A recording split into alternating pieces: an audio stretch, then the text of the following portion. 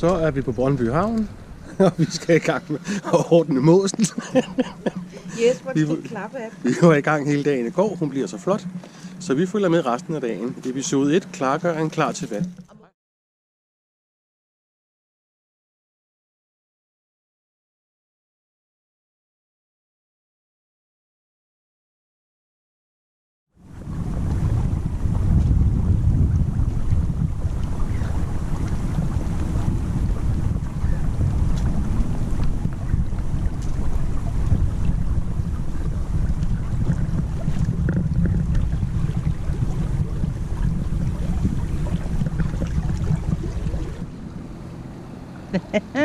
Så er vi ude på vores første dinghy ride.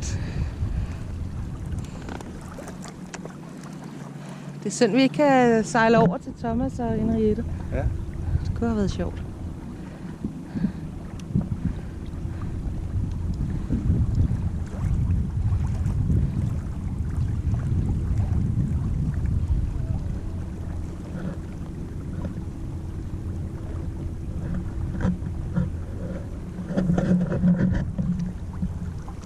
En lille salsa.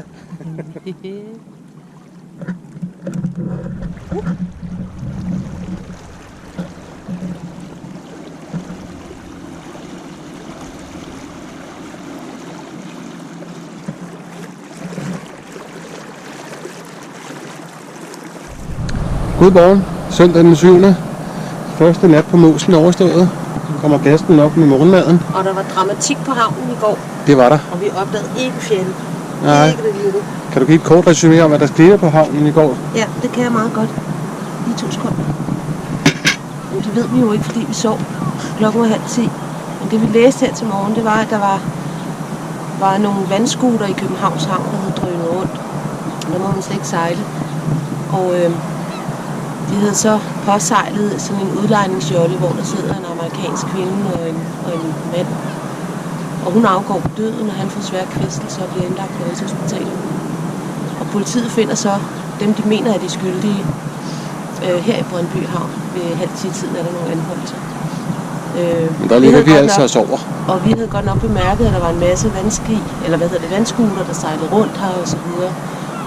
Men vi kunne da se på billederne fra avisen, at det var i hvert fald en af dem, vi havde set, som var blevet anholdt. Ja, så drama på Brøndby Havn i går, uden at vi opdagede det. Men sådan er det jo, når man står tidligt op og går. Sådan er det. Så nu skal vi til at spise morgenmad, og så må vi sige, at det her det er Måsen ud fra Brøndby Havn. Vi siger tak for den her gang. Der er ristet ciabatta og æg. Tak. Luppe. Og her ser vi så Mette. Vi er i gang med at reparere vores vandpumpe, som måske har fået en lille frostskade her i vinters. Og vi kan få fyldt vores vandtank op. Det er det arbejdende geni, der knokler, så sveden drypper. Det gør det så ikke. Nå, okay. Det ser godt ud. Ja, lad os nu se. Ja. Vi er nødt til at skille den for at finde ud af, hvor vandet kommer ind hen. Ja, og se om der er en lille en, der er gået i stykker et sted. Håber, at det er bare en eller anden form for gummipakning eller noget, ikke? Jo. Jeg ved ikke, hvad sådan noget her koster. Det er sikkert dyr. Det er altid både. Nå, det var lige en lille update. Bye bye. Jeg har mokket nedover. Nu skal vi lige se Mette, hun er i gang med at skifte vandpumpen her. Må jeg godt låne lygten? Ja, det må du gerne. Kommer nu. Hun er krøbet ned i hullet. Så kom der lys dernede. Skal vi se, hvad der hun roder med. Det ser meget godt ud. Er det ikke markeret meget fint på? Det skal være sådan et helt spændbånd, der kan komme rundt om. Jamen det kan det også, ikke? Det er super duper. Ja. Det bliver lige dokumenteret her. Så når skipper han er træt af gassen, så rører hun i hullet, som man siger. Og hun sidder der nu. Hun har ikke været sød. Åbenbart ikke sød. Jeg tror, det er jo mig selv, der ville det her. Ja, et lille projekt. Vi har fået lavet mange projekter i dag. Men det der, det er nok utvivlsomt det største.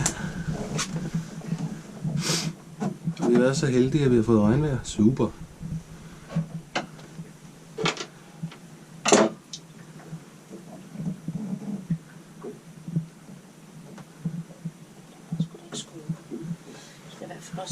Og vandhængen herovre afkalket og klar til brug igen. Så vi får rent vand op.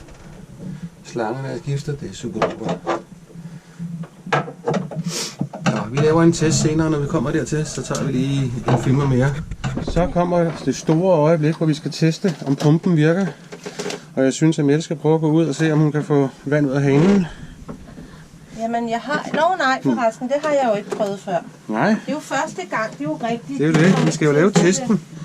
Ja, det er jo nu, vi tester. Så kigger vi på det her. Nej. Og der pumpes. Der nok meget vand ud, hva'? Ja, det er en god pumpe. Og den der kan komme længere op, hvis det var, man synes. Så tænker jeg bare, at det splatter lidt, ikke? Jo. Det er fint, men til gengæld kommer der vand op der. Det er jeg ikke så glad ved. Vi skal have en ny vandhænger under vandcenteret. Så er det de der splatte. Nej, kan du ikke se det? Nej, ikke Suger op. Kom med den der, så du kan tage det. Først tørrer vi det lige af.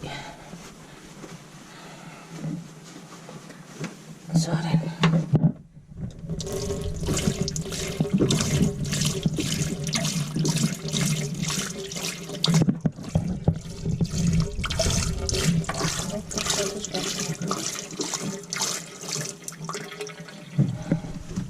Så vil jeg lige vise, hvad det var for en bandit, vi lavede. En bandit? Den der bandit. Den hvide.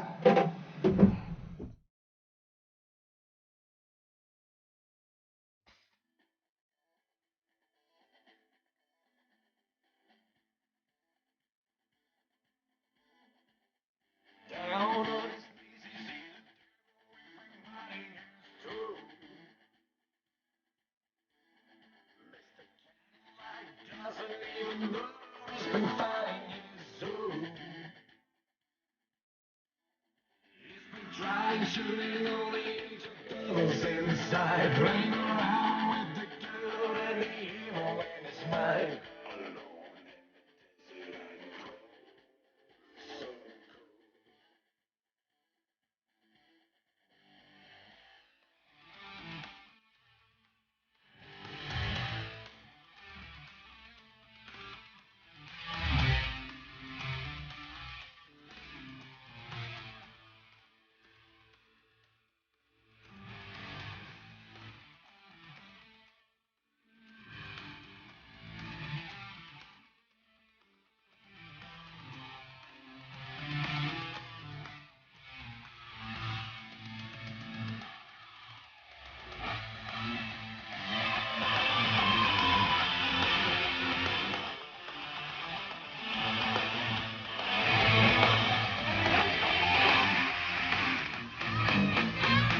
Alone in the desert and cold, so cold.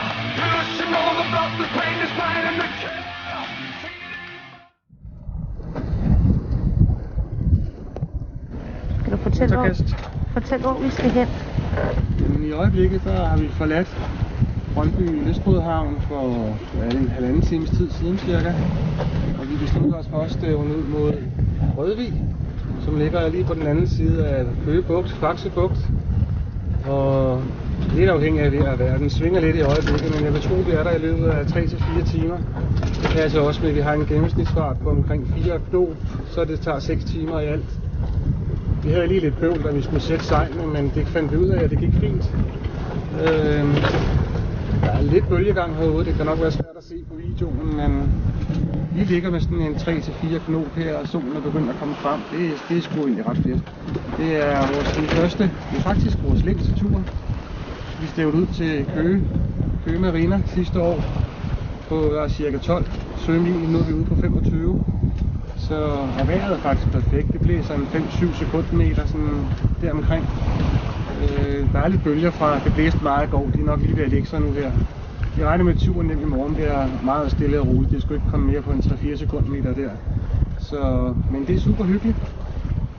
Hvordan har gassen det? Gassen har det bedre. Det er godt. Ja. Kan du fortælle om vores nye gadget? Ja, vi har fået Navionics.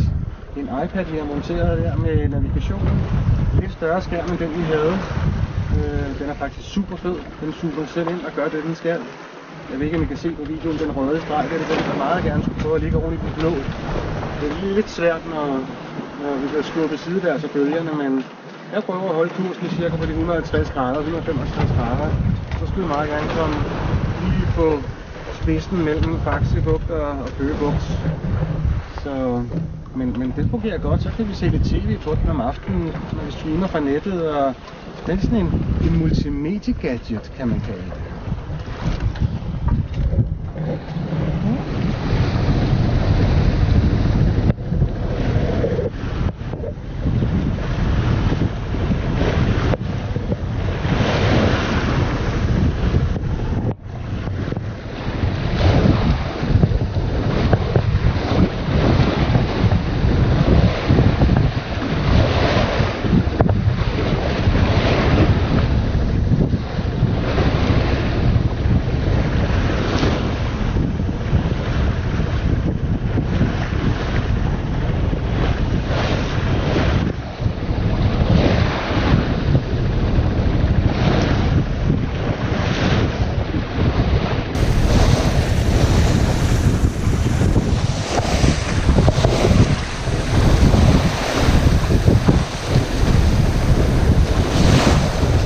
Nå, Gast, hvad er der sket? Ja, det ene dag. Da vi ikke gider slet ikke snakke om, jeg skal koncentrere mig, og du selv fortælle den åndssvage historie. Og du kan også få lov at styre, gider ikke? Skal jeg styre? Ja. Okay, ikke lige. Det er fint nok, hvor du sidder siden her. Okay, jeg sidder her ved siden af og holder øje. Ja, vi var som sagt på vej mod Rørvig, da vi skulle rundt om pynten mellem Køge Bugt og Faxe Bugt, blæste op til en 10-12 sekundmeter. Bølgerne ved at skyde på var 1,5 meter høje. Og vi havde ikke rebet sejlet, og der var mega bølger. 10 meter Så sådan lidt uvejr og lidt, jeg vil ikke sige, at vi panikkede overhovedet, men det krævede en del koncentration, måtte vi tage sejlet ned, starte motoren, finde det rigtige tidspunkt at vende rundt på, hvor vi lige kunne finde et hul mellem 2 bølger, og så krybe ind i bunden af Køge Bugt, hvor vi er på vej nu til Køge Marina. Det var lidt af en udfordring, men jeg synes, at vi klarede den fint. Hvad siger du, Gast? Tager du ikke over her? Jo. Det gik fint. Jeg er stadig krigsbange. Vi tager over og af herfra. Ja. Så skal du sige det der, jeg sagde. Nu er vi kommet i havn. Køge Marina, som sagt. Vi startede med at gå ind. Det bliver så godt derude, så det var lige med tungen lige i munden, da vi skulle ind i indsejling. Jeg viser lige fladet her, så kan man se. Der var masser af bølger. Så kommer vi ind i indsejling og sejler ned af en af broerne. Der er meget smalt, og det bliver så meget i røven på os, så jeg må bakke ud. Det var noget af en udfordring, men det gik der uden skader. Så måtte vi over i to broer længere henne for at finde plads, men der er ikke meget plads mellem fortøjningspælene her i Køge Marina. Og der var en kraftig sidevind, men heldigvis så vores nabo var sød, en sejllærer fra Valdensbæk Sejlklub, super, som så kom og lige hjalp med det med forfortøjningerne, og jeg stod faktisk med forfortøjningerne. På vej diagonalt ind mellem 4 pæle. Ja, det begyndte at drive lidt på et tidspunkt, men jeg havde da fat i en fortøjningsfagpind med et ræb, så jeg vidste, det kunne ikke gå helt galt. Der var fat i båden, man skulle bare lige kigge på plads.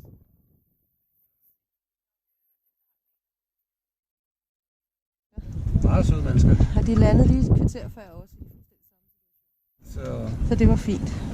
Så nu sidder vi og slapper lidt af, og jeg har lovet at give en middag på en af restauranterne heroppe til Mette, fordi det var sgu noget af en strabastur. Jeg ved ikke, om den kunne måle sig med vores debut fra Marbæk Havn, men her var vi jo kun os to, ikke? Der var vi ikke en tredje mand, så Mette skulle holde båden op i vinden, mens jeg tog storsejlet ned i 12, ja, det var nok 12-13 sekundmeter høje bølger. Det var sindssygt.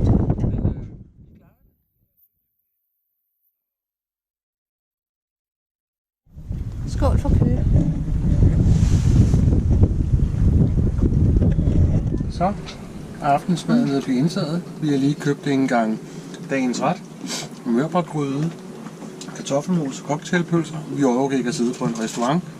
Så vi tager den sådan agurk. Så vi tager den sådan hernede på båden med lidt hygge i stedet for.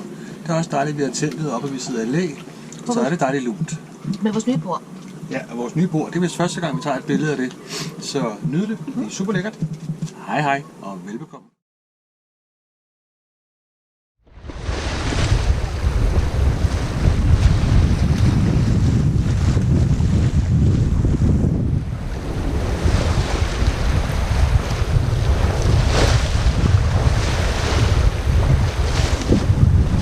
Perfekt sejlvejr.